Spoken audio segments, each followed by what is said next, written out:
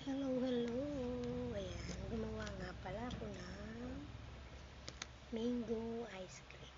Ayan, ito ko siya nilagay sa cup. Ayan, nakagawa ko ng 12 pieces. Tikman natin, guys. Ayan siya. Kita niyo ba?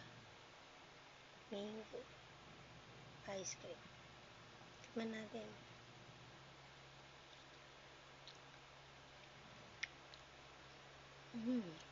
Sarap. Nauna nang kumain yung anak ko kagabi. Tulog na ako. Paggising ko, meron ng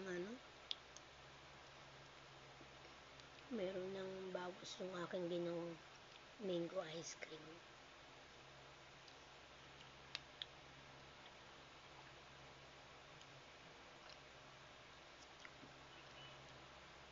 Ito ba yan? Mango ice cream. Sarap.